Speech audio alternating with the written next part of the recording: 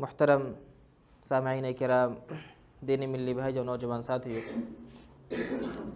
تمام قسم کی تعریف و توصیف، حمد و ثنا، بڑائی اور بزرگی بارہا اللہ وحدہ لا شریک، خالق کائنات، مالک ارض و سما کے لیے لائق و زیبا ہے، جس نے تمام مخلوقات کو اس دار فانی کے اندر پیدا کیا اور پیدا کرنے کے بعد بے پناہ نعمتوں سے نوازا۔ درود و سلام کا کروڑہ کروڑ نذرانہ پیش ہو تمام انبیاء کرام پر، خصوصاً ہمارے آخری نبی جناب محمد رسول اللہ صلی اللہ علیہ وسلم پر، جن کے ذریعے سے اسلام جیسی عظیم نعمت ہم تک پہنچی۔ سامعین کرام، اس سے پہلے کہ خطبہ جمعہ کے اندر آخرت کے سفر کے تعلق سے چند باتیں بیان کی گئی تھیں، جس کے اندر آخرت کے سفر کا آغاز بلکہ جو پہلا پڑاؤ ہوتا ہے اس کے تعلق سے کچھ باتیں بیان کی گئی تھیں۔ آج انشاءاللہ تعالی عزیز اسی پہلے پڑاؤ، پہلے منزل، جس کو ہم اور آپ اپنی زبان میں قبر کہتے ہیں، قبر کے عذاب کے تعلق سے کچھ باتیں ہم اور آپ سنیں گے اور جانیں گے۔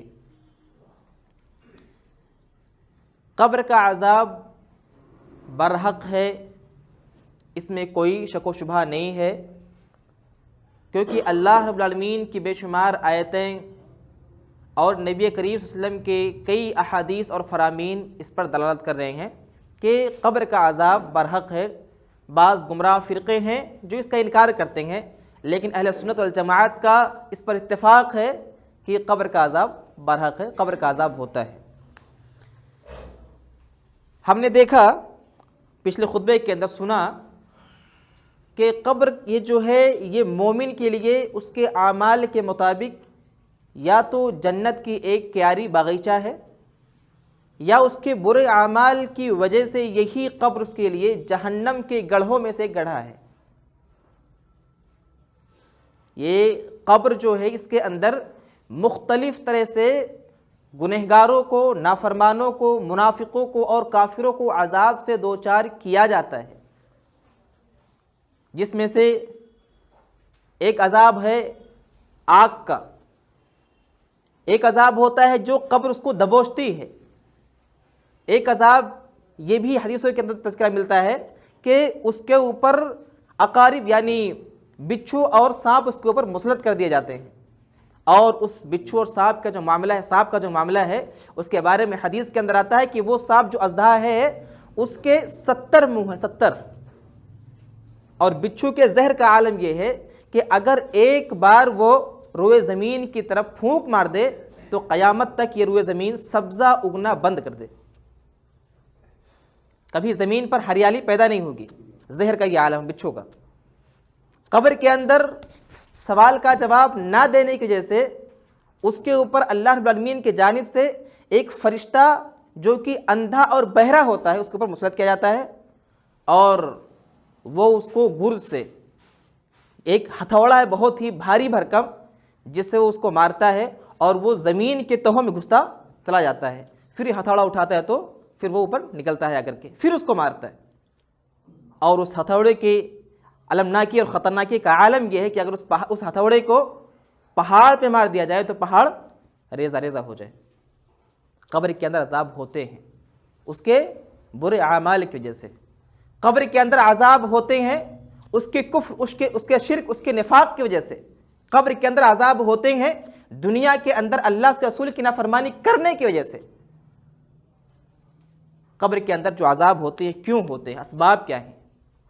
سب سے پہلا سبب جو ہے قبر میں عذاب ہونے کا وہ شرک ہے۔ شرک کی وجہ سے قبر کے اندر اس کافر، اس مشرک کو عذاب سے دوچار کیا جاتا ہے۔ اس کے لیے جہنم کا دروازہ، جہنم کھڑکی کھول دی جاتی ہے، وہاں سے وہ بدبودار ہوا آ رہی ہے، گرمی سے وہ دوچار ہو رہا ہے۔ اس کے علاوہ سوال جب پوچھا گیا جواب نہیں دے سکا تو اس کے اوپر غرز کا جو فرشتہ ہے یہ اس کے اوپر مسلط کر دیا گیا ہے، اس کے اوپر بچھو اور سانپ مسلط کر دیے گئے جو اس کو ڈستے رہتے ہیں۔ آپ دیکھیں گے سورہ ابراہیم کے اندر اللہ نے فرمایا کہ جو فرعون ہیں اور جو فرعونی ہیں، النار یعرضون علیہا غدوا وعشیا، اللہ نے کہا کہ ان فرعون اور فرعونیوں کے اوپر صبح و شام جہنم کا جو عذاب ہے، جو آگ ہے، ان کو پیش کیا جاتا ہے ان کے اوپر، اور یہ قیامت تک ان کے ساتھ ہوتا رہے گا۔ ایسے ہی ایک حدیث مبارکہ کے اندر زید بن ثابت رضی اللہ تعالیٰ عنہ حدیث کے راوی ہیں، وہ کہتے ہیں کہ ایک بار اللہ کے وسلم کے ساتھ میں تھا اور بنو نجار کے باغیچے میں ہم گئے، آپ وسلم کا جو خچر تھا وہ بدکنے لگا اچانک، اور قریب تھا کہ آپ کو خچر گرا دے اپنی پیٹھ سے۔ آپ وسلم نے پوچھا لوگوں سے کہ میں یعرف اصحاب هذه القبور، 4 5 6 کچھ قبریں تھیں وہاں پر، نے پوچھا کہ ان قبروں کے بارے میں کون جانتا ہے، یہ کون قبر والے ہیں، کوئی ذات کسی کو معلوم ہے؟ ایک بندے نے، ایک آدمی نے کہا کہ نعم انا یا رسول اللہ، مجھے پتہ ہے رسول اللہ، یہ کس کی قبریں ہیں۔ آپ نے پوچھا کہ متى مات هؤلاء، ان کی وفات، ان کی موت کس حالت میں ہوئی تھی، کب ان کا وفات، کب ان کی موت ہوئی ہے؟ صاحب رسول جو وہاں پہ ایک آدمی جو کہتے ہیں مجھے پتہ ہے، وہ کہتے ہیں کہ ماتوا فی الاشراک، یہ شرک کی حالت میں مرے ہیں، ان کی روح، ان کی جان اس حالت میں نکالی گئی ہے کہ یہ لوگ شرک کرنے والے تھے، مشرک تھے یہ لوگ۔ اللہ کے وسلم وہاں پر ایک جملہ بیان فرماتے ہیں، کہتے ہیں کہ ان هذه الامہ تبتلى فی قبورها، آپ وسلم کہتے ہیں کہ یہ جو لوگ ہیں ان کو قبر میں عذاب دیا جا رہا ہے، یہ قبر کے عذاب میں مبتلا ہیں اس وقت ان کے شرک کی وجہ سے۔ آپ نے فرمایا کہ فلولا الا تدافنوا لدعوت اللہ ان یسمعکم من عذاب القبور، کہا کہ اگر مجھے اس بات کا خوف اور ڈر نہ ہوتا کہ تم اپنے مردوں کو دفن کرنا چھوڑ دو گے تو میں اللہ سے ضرور دعا کرتا کہ اللہ تمہیں وہ قبر کا عذاب سنا دے جو میں بھی سن رہا ہوں۔ قبر کے اندر عذاب ہو رہا ہے، آپ وسلم کو اس کا احساس، وسلم کو اللہ تعالیٰ نے جس طریقے سے خبر دی، آپ نے فرمایا کہ جو ہولناکی اس قبر کے عذاب کی ہے، اگر تمہیں معلوم ہو جائے تو تم اپنے مردوں کو دفن نہیں کرو گے۔ کیوں عذاب ہو رہا ہے؟ مشرک تھے یہ لوگ۔ کیوں عذاب ہو رہا تھا؟ شرک کرنے والے تھے یہ لوگ۔ سامعین کرام، ہم اور آپ جانتے ہیں کہ شرک کوئی اگر یہ سمجھتا ہے کہ کسی بت کے سامنے سر جھکانے سے، ہاتھ جوڑنے سے ہی ہوتا ہے تو اس کی غلط فہمی ہے۔ شرک صرف اور صرف یہ نہیں ہے کہ کوئی کسی پتھر کے سامنے جھک رہا ہے، شرک یہ بھی ہے کہ کوئی اللہ کی عبادت میں کسی اور کو بھی شریک کر رہا ہے۔ شرک یہ بھی ہے کہ کوئی بندہ اللہ کے علاوہ کسی اور سے اپنی امیدیں وابستہ کر رہا ہے۔ شرک کی ایک شکل یہ بھی ہے کہ بندہ اللہ، جس طرح سے اللہ سے ڈرنا چاہیے کسی اور سے ڈر رہا ہے۔ شرک یہ بھی ہے کہ بندہ اللہ کے علاوہ کسی اور سے اپنی ضرورت کو پوری کرنے کے لیے مانگے، سوال کرے۔ شرک یہ بھی ہے کہ بندہ غیر اللہ کی قبروں پہ جا کر کے اپنے پیشانی کو خم کرے۔ جتنے بھی شرک کی شکلیں ہو سکتی ہیں، اگر کوئی مشرک ہے، کوئی شرک کرنے والا ہے، یہ حدیث بتلا رہی کہ قبر کے اندر اس کو دردناک عذاب سے دوچار ہونا پڑے گا۔ سامعین کرام، اللہ کے نبی صلی اللہ علیہ وسلم کے بارے میں ہم سب جانتے ہیں کتنے رحیم تھے، کتنے شفیق تھے، کتنے مہربان تھے، کتنے ملنسار اور محبت کرنے والے تھے۔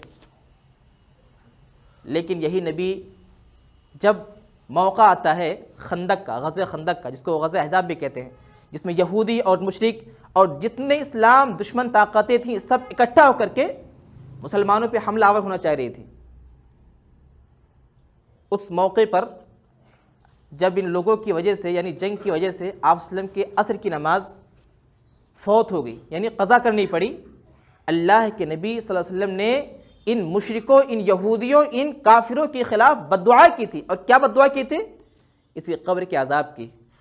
آپ نے فرمایا کہ املأ اللہ قبورہم وبیوتہم نارا، اللہ رب العالمین ان کے قبروں کو، ان کے گھروں کو آگ سے بھر دے۔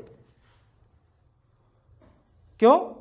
کہا کہ کیونکہ ان لوگوں نے حبسونا وشغلونا عن الصلاة الوسطی، ان لوگوں نے ہمیں وسطی یعنی درمیانی عصر کی نماز سے ہمیں غافل کر دیا، ہمیں روکے رکھا، حتی غابت الشمس، یہاں تک کہ سورج غائب ہو گیا، ڈوب گیا، مغرب کا ٹائم ہو گیا۔ اللہ کے نبی صلی اللہ علیہ وسلم ایک نماز کے فوت ہونے کی وجہ سے ان مشرکوں کو، ان کافروں کو بد دعا دے رہے ہیں. اور بد دعا کیا دے رہے ہیں؟ قبر کے اندر آگ بھر جائے. سامعین کرام، دو تین باتیں بتانے کی یہاں پر ہے. ایک تو یہ کہ قبر کے اندر عذاب مشرکوں کو ہوگا کیونکہ اللہ علیہ وسلم نے ان کے خلاف بد دعا کی ہے. دوسری بات یہ کہ اللہ کے نبی صلی اللہ علیہ وسلم کی نگاہ میں نماز کی کیا اہمیت، کیا ویلو تھی، ہم اس کو دیکھیں آپ خاص طور سے عصر کی نماز کے تعلق سے. عصر کی نماز فوت وسلم بد دعا دے رہے ہیں، جبکہ آپ وسلم کا یہ طریقہ نہیں تھا. آپ وسلم پتھر کھائے، طائف کے آپ وسلم پتھر کھائے، ٹانگ لہو لہان ہو گئی، خون بہ رہا ہے ٹانگ سے، لیکن بد دعا نہیں کر رہے ہیں. لیکن نماز کا معاملہ آیا تو بد دعا ان کے خلاف کیا. بتانا دراصل مقصود یہ ہے کہ نماز کی جو اہمیت ہے اس کو ہم اور آپ سمجھیں. ہم اور آپ آج کتنی نمازیں بغیر کسی شرعی عذر کے چھوڑتے ہیں. عصر کا وقت ہوتا ہے، ہم اور آپ کہاں ہوتے ہیں؟ ہماری مسجدیں خالی ہوتی ہیں. اگر اس وقت، یا یوں کہہ لیجیے کہ اگر ہم اللہ کے زمانے میں ہوتے یا آپ وسلم ہمارے درمیان ہوتے اور ہم نماز سے اس قدر غافل ہوتے تو آپ وسلم کیا کہتے ہم کو؟ ہمارا شمار مسلمانوں کے اندر ہوتا؟ سامعین کرام، بتانا یہ ہے کہ قبر کے اندر جو عذاب ہوتا ہے، سب سے پہلی وجہ یہ ہے کہ وہ شرک کرنے والوں کے اوپر ہوتا ہے. خاص طور سے جو شرک کرتے ہیں ان کو قبر کا عذاب ہوگا ہی ہوگا.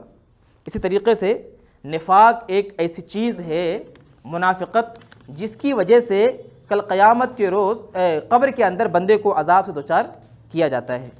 آپ اللہ نے فرمایا سورہ توبہ کے اندر کہ وَمِمَّنْ حَوْلَكُمْ مِنَ الْأَعْرَابِ مُنَافِقُونَ، کہ نبی پاک صلی اللہ علیہ وسلم آپ کے جو ارد گرد ہیں اس میں سے بہت سارے منافق ہیں. مدینہ کے لوگ بھی بہت سارے جو ہیں وہ آپ کے ارد گرد چھپے ہوئے کیا ہیں؟ یہ منافق لوگ ہیں جو کہ اپنے نفاق کے اوپر بزد ہیں، اڑے ہوئے ہیں نفاق کے اوپر. اللہ نے فرمایا کہ لا تعلمہم، آپ ان کو نہیں جانتے ہیں. منافق کون کون ہیں نا، ان کو آپ پہچانتے نہیں ہیں، لیکن نحن عالمہم، ہم ان کو جانتے پہچانتے ان کو کہ منافق ان میں سے کون کون ہے. اللہ تعالیٰ کیا فرما رہا ہے کہ سنعذبہم مرتین ثم یردون الی عذاب عظیم، کہا کہ ہم ان کو دوہرا عذاب دیں گے، ہم انہیں دو مرتبہ عذاب دیں گے. حافظ ابن کثیر رحمۃ اللہ علیہ اس حدیث کی تفسیر میں کہتے ہیں کہ یہاں دو عذاب سے مراد ایک دنیا کا عذاب اور دوسرا قبر کا عذاب ہے. منافق کس کو کہتے ہیں؟ نفاق کا مطلب اصل میں ہوتا ہے کہ آدمی کے دل کے اندر کچھ اور ہو اور ظاہر کچھ اور کر رہا ہے. منافقت یا نفاق کیا ہے کہ دل کے اندر کچھ اور ہے اور ظاہر میں آدمی دکھا کچھ اور رہا ہے. اسی کو کیا کہتے ہیں؟ منافقت کرنا کہتے ہیں. منافقوں کی بہت ساری پہچان بتائی گئی، علامتیں بتلائی گئی ہیں. بات کرے تو جھوٹ بولے، وعدہ کرے وعدہ خلافی کرے، لڑائی جھگڑا ہو تو گالی گلوچ پہ اتر آئے، امانت میں خیانت کرے. ان تمام چیزوں سے ہٹ کر کے ایک صفت منافقوں کی یہ بھی ہے کہ یہ نماز کے لیے جب اٹھتے ہیں تو سستی سے اٹھتے ہیں. فجر کی اور عشاء کی نماز ان کے اوپر بہت بھاری ہوتی ہے. وَإِذَا قَامُوا إِلَى الصَّلَاةِ قَامُوا كُسَالَىٰ، اللہ نے کہا جب یہ اٹھتے ہیں نماز کے لیے تو سستی کرتے ہوئے. ارے نماز کا ٹائم ہو گیا، جائیں گے تو یہ نقصان ہو، ارے بعد میں چلے جائیں گے، کیا ہے، ایک دن چھوڑ دیتے ہیں. یعنی ان کے نفس کے اوپر بہت بھاری گزرتا ہے، راستہ ڈھونڈتے ہیں بچنے کا، لیکن نماز پڑھتے ہیں وہ. اللہ نے فرمایا کہ ان المنافقین فی الدرک الاسفل من النار، وہ منافق سستی کر رہا ہے لیکن نماز پڑھ رہا ہے، کسی بھی طرح سے سستی کرتے ہوئے، نہ چاہتے ہوئے، بھاری پڑھ رہا ہے لیکن پھر بھی نماز پڑھ رہا ہے. اللہ نے کہا ان منافقوں کو جہنم کے سب سے نچلے درجے میں رکھا جائے گا. اور آج کا مسلمان جو نماز نہیں پڑھتا ہے اس کا کیا حال ہونے والا ہے؟ وہ منافق جو سستی سے نماز پڑھ رہا ہے لیکن پڑھ رہا ہے، اور آج کا مسلمان جو نماز پڑھتا ہی نہیں ہے اس کا کیا حال ہوگا؟ اس کو جہنم، منافق کو جہنم میں سب سے نچلے درجے میں ڈالا جائے گا، اور مسلمانوں کہاں ڈالا جائے گا؟ جو نماز پڑھتا ہی نہیں ہے. انداز لگائیے آپ. سامعین کرام، یہ منافقوں کی پہچان بتلائی گئی ہے کہ یہ لوگ، ان کے اوپر عشاء کی نماز اور فجر کی نماز بہت بھاری پڑتی ہے اور یہ لوگ اس میں غائب ہوتے ہیں. یہی وجہ ہے کہ اللہ کے نبی صلی اللہ علیہ وسلم نے ایک مرتبہ کہا کہ کبھی میرا دل یہ چاہتا ہے کہ میں اپنی جگہ پر کسی اور کو کھڑا کروں اور میں خود مدینہ کی گلیوں میں چکر لگاؤں اور دیکھوں جو کوئی مجھے اپنے گھر کے اندر یعنی نماز سے غافل ہے، میں اس کو اس کے گھروں کے ساتھ آگ لگا دوں. سامعین کرام، اگر ہمیں قبر کے عذاب سے بچنا ہے اور ہم چاہ رہے ہیں کہ ہم قبر کے عذاب سے دوچار نہ ہوں، تو ضروری ہے کہ ہم نماز کی پابندی کریں، خاص طور سے وہ نمازیں جس کا چھوڑنا منافقوں کی پہچان ہے۔ عشاء اور فجر کی بات کر رہا ہوں میں۔ عصر کی نماز جس کی یہ فضیلت ہے کہ آپ نے فرمایا جس نے عصر کی نماز کو چھوڑ دیا اس نے اپنے اہل ویال سب کو تباہ و برباد کر دیا، خسارے میں ہو گیا وہ۔ سامعین کرام، قبر میں عذاب ہوتا ہے شرک کی وجہ سے بھی اور اس نفاق یعنی منافقت کی وجہ سے بھی۔ اصل میں یہ تمام نشانیں بتانے کے بعد کچھ لوگ کہتے ہیں مول صاحب جو نماز نہیں پڑھتا یا جو ایسے خیانت کرتا ہے تو اس کو منافق ہم کہہ سکتے ہیں، یعنی منافق تو ہم نہیں کہہ سکتے اس کو، لیکن اتنا ضرور ہے کہ وہ منافقوں والا کام ضرور کر رہا ہے۔ نفاق کی دو قسم ہوتی ہے، ایک ہوتا ہے نفاق اعتقادی، ایک ہوتا ہے نفاق عملی۔ یعنی اعتقادی مطلب جس کے دل کے اندر نفاق ہے، ظاہر نہیں کر رہا ہے، اور دل کے بھید اللہ تعالیٰ جانتا ہے۔ انسانوں کو صرف اور صرف ظاہر دیکھ کر کے ہی اس پر حکم لگا سکتا ہے یا ظاہر کو ہی وہ سمجھ سکتا ہے، لیکن جو اعتقاد کا جو معاملہ دل کا ہے وہ اللہ بہتر جانتا ہے۔ لہٰذا جو اعتقادی نفاق کرنے والا ہے جس کے دل کے اندر ہے اس کے اوپر ہم کوئی حکم نہیں لگا سکتے ہیں، لیکن جو عملی نفاق کرنے والا ہے ہم اتنا ضرور کہہ سکتے ہیں کہ کم از کم منافقوں والا کام نہ کرو، منافقوں والا کام نہ کرو، کیونکہ یہ منافقوں کا کام ہے۔ نماز چھوڑنا، امانت میں خیانت کرنا، جھوٹ بولنا، وعدہ خلافی کرنا، لڑائی جھگڑا اگر ہو تو گالی گلوچ پہ اتر آنا، یہ تمام معاملے کے اندر ہم یہ کہہ سکتے ہیں کہ کسی کو ہم منافق تو نہیں کہہ سکتے براہ راست کہ فلاں منافق ہے، کیونکہ یہ دل کا معاملہ ہے۔ بسا اوقات مسلمان منافق تو نہیں ہوتا ہے دل کے اندر، لیکن وہ کام وہی کر رہا ہوتا ہے، تو چونکہ یہ معاملہ دل کا ہوتا ہے اس لیے ہم کسی کو حکم نہیں لگائیں گے کہ فلاں منافق ہے، اتنا ضرور اس کو نصیحت کریں گے کہ دیکھو منافقوں والا کام نہ کرو۔ سمجھ میں آ رہی بات؟ کسی کو منافق ہم نہیں بول سکتے ہیں، لیکن کسی کو سمجھانے کے لیے اتنا بات ہم ضرور کہہ سکتے ہیں کہ بھائی یہ کام منافقوں کا ہے، منافقوں والا کام نہ کرو آپ۔ سامعین کرام، بات ہماری جو چل رہی ہے وہ قبر میں عذاب کی ہے کہ قبر میں عذاب ہوتے کیوں ہیں۔ پہلی وجہ کیا ہے؟ شرک کی وجہ سے، جیسے کہ فرعون اور فرعونیوں کو کہا گیا۔ اچھا، فرعون دعویٰ کیا کرتا تھا پتہ ہے؟ فرعون کا جو سب سے بڑا دعویٰ تھا کیا تھا؟ وہ انا ربکم الاعلی، اس نے کہا کہ سب سے بڑا رب میں ہی ہوں۔ اللہ تعالیٰ نے کیا کیا؟ اس کو قیامت تک کے لیے نشان عبرت بنا دیا، قیامت تک اس کے اوپر لعنت برستی رہے گی اور قبر کے اندر اس کو عذاب ہوتا رہے گا، جہنم کے عذاب اس کے اوپر پیش ہوتے رہیں گے۔ شرک کی وجہ سے قبر میں عذاب ہوتا ہے، نفاق کی وجہ سے قبر کے اندر عذاب ہوتا ہے۔ میں بہت جلدی بات ختم کرنے کی کوشش کروں گا۔ تیسری وجہ جو ہوتی ہے ذکر الہی سے اعراض، اللہ کے ذکر سے منہ موڑنا، اللہ رب العالمین کے ذکر سے منہ موڑنا۔ اللہ کا جو سب سے عظیم ذکر کیا ہے؟ وہ کلام پاک ہے، قرآن مجید، اس کو اللہ تعالیٰ نے ذکر کہا ہے۔ اس طریقے سے اللہ رب العالمین کو یاد کرنے کا جو بھی ذریعہ ہے اس کو ذکر کہیں گے۔ جو کوئی اللہ رب العالمین کے ذکر سے، اللہ کو یاد کرنے سے بھاگتا ہے، آسان الفاظ میں کہہ لیجئے کہ جو کوئی اللہ اس کے رسول کی فرما برداری نہیں کرتا ہے، اللہ کے گھر سے جو بھاگتا ہے، اللہ کی اس کے رسول کی باتوں کو سن کر کے جو وہاں سے بھاگتا ہے، وہاں سے جڑ کے نہیں رہتا ہے، ایسے وہ بدنصیب لوگ ہیں جن کو قبر کے اندر عذاب سے دوچار کیا جائے گا۔ اللہ نے فرمایا کہ وَمَنْ أَعْرَضَ عَنْ ذِكْرِي فَإِنَّ لَهُ مَعِيشَةً ضَنْكَ وَنَحْشُرُهُ يَوْمَ الْقِيَامَةِ أَعْمَى۔ سورۃ طٰہٰ آیت نمبر 124۔ اس آیت کریمہ میں اللہ نے فرمایا کہ جو کوئی میرے ذکر سے، میری یاد سے، مجھے یاد کرنے سے بھاگے گا، ہٹے گا، مجھے بھلا دے گا، اللہ نے کہا کہ اس کے لیے معیشتاً ضنکا، تنگی والی زندگی ہے، تنگی والی اس کے لیے زندگی ہے۔ وَنَحْشُرُهُ يَوْمَ الْقِيَامَةِ أَعْمَى، اور ہم اس کو قیامت کے دن اندھا کر کے اٹھائیں گے۔ دنیا کے اندر گرچہ وہ آنکھ والا ہو، صحیح سلامت ہو، اللہ کہہ رہا ہے کہ جو میرے اعراض سے بھاگے گا، جو مجھے یاد نہیں کرے گا، میں اس کو کل قیامت کے روز اٹھاؤں گا تو اندھا کر کے اٹھاؤں گا۔ یہ بندہ کہے گا اللہ تو نے مجھے اندھا کیوں کر دیا؟ میں دنیا کے اندر دیکھنے والا تھا۔ اللہ کہے گا اسی طریقے سے تو نے میری آیتوں کو آج بھلا دیا تھا، تو نے میری آیتوں کو تو نے ٹھکرا دیا تھا، آج اسی لیے میں نے بھی تجھ کو اندھا کر دیا، کیونکہ تیرے پاس آیتیں پڑھی جاتی، تیرے پاس سب کچھ وسائل موجود تھے، پھر بھی تو دیکھ کر کے آنکھ بند کر وہاں سے ہٹ جا کرتا تھا، ہم کو پتہ ہی نہیں بول کر کے۔ اللہ کہہ رہا ہے کہ جس طریقے سے تو نے میری آیتوں کو یعنی نظر انداز کیا ہے، آج تجھے بھی میں بھلا رہا ہوں، آج تو اندھا ہی رہے گا۔ سامعین اکرام، بتانا یہ ہے کہ جو اللہ کے ذکر سے اعراض کرتا ہے، اللہ کی یاد سے بھاگتا ہے، قبر میں اس کو عذاب دیا جاتا ہے۔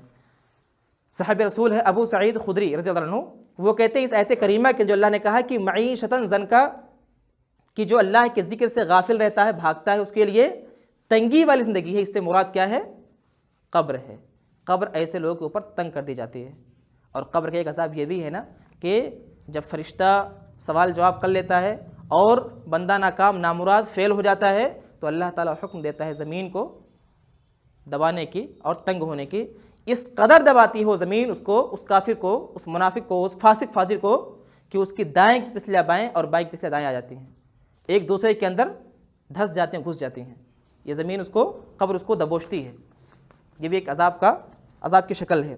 بتانا یہ ہے کہ اگر ہم اور آپ اپنے آپ کو عذاب قبر سے محفوظ رکھنا چاہتے ہیں، قبر کے عذاب سے اپنے آپ کو ہم بچانا چاہتے ہیں، تو ہمارے لیے جس طریقے سے یہ ضروری ہے کہ ہم شرک سے بچیں، نفاق سے بچیں، اسی طریقے سے ہمارے لیے یہ بھی ضروری ہے کہ ہم اللہ کی یاد سے غافل نہ ہوں، اللہ کے ذکر سے ہم بھاگیں نہ، اللہ رب العالمین کے فرامین کو کہ جب عمل کی باری آئے تو ہم دور نہ نکل جائیں۔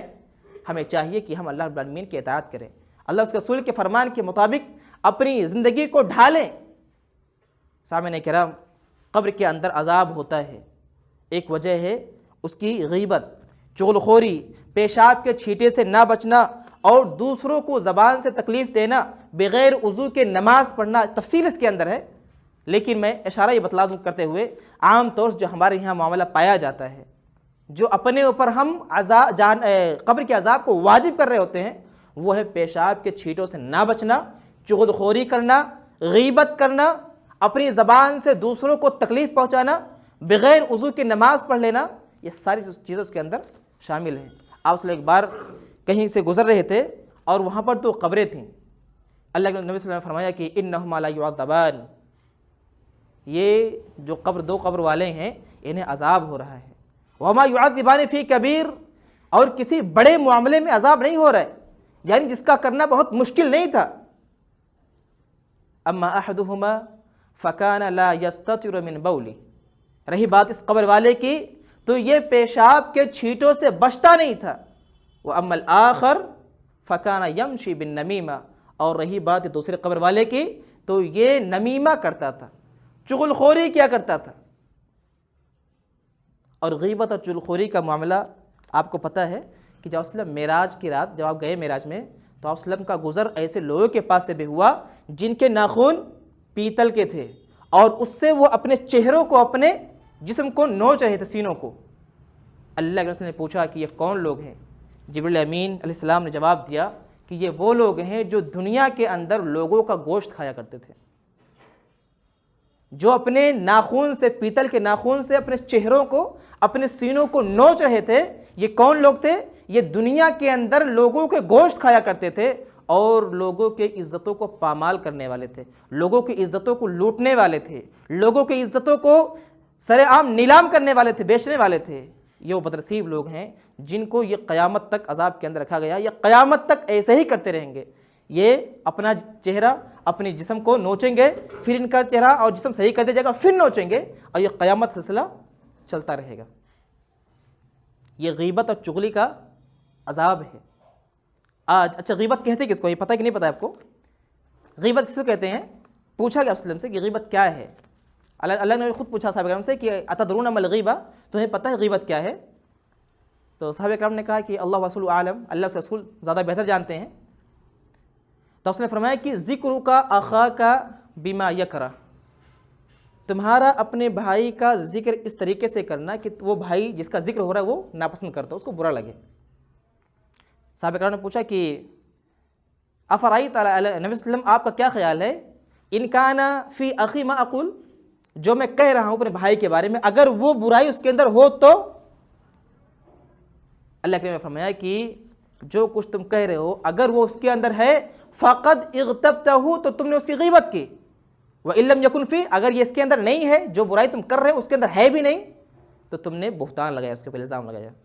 تو غیبت کیا ہے کہ اپنے کسی بھائی کا کسی دوسرے کے سامنے اس انداز میں یا ایسی برائی کا ذکر کرنا جو اس کو ناپسند گزرتا ہو، اس کو اچھا نہ لگے، یہی غیبت ہے۔ اور غیبت کے بارے میں اللہ نے فرمایا قرآن مجید کے اندر کہ وَلَا يَغْتَبْ بَعْضُكُمْ بَعْضًا أَيُحِبُّ أَحَدُكُمْ أَن يَأْكُلَ لَحْمَ أَخِيهِ مَيْتًا فَكَرِهْتُمُوهُ وَاتَّقُوا اللَّهَ۔ اللہ نے فرمایا کہ یہ بتاؤ کہ اللہ نے کہا کہ تم غیبت نہ کرو، وَلَا يَغْتَبْ بَعْضُكُمْ بَعْضًا، تم میں سے بعض، تم میں سے کوئی کسی کی غیبت نہ کرے۔ کیوں؟ أَيُحِبُّ أَحَدُكُمْ أَن يَأْكُلَ لَحْمَ أَخِيهِ مَيْتًا، کیا تم میں سے کوئی اس بات کو پسند کرے گا کہ وہ اپنے مرے ہوئے بھائی کا گوشت کھائے؟ فَكَرِهْتُمُوهُ، تو تم اس سے ناپسندہ کرو گے، تم اس سے گریز سے بچو گے، تمہیں اچھا نہیں لگے گا۔ کوئی اپنے مرے ہوئے بھائی گوشت کھا سکتا ہے کیا؟ نہیں کھا سکتا ہے۔ اللہ نے فرمایا وَاتَّقُوا اللَّهَ، تو تم اللہ سے ڈرو، غیبت مت کیا کرو۔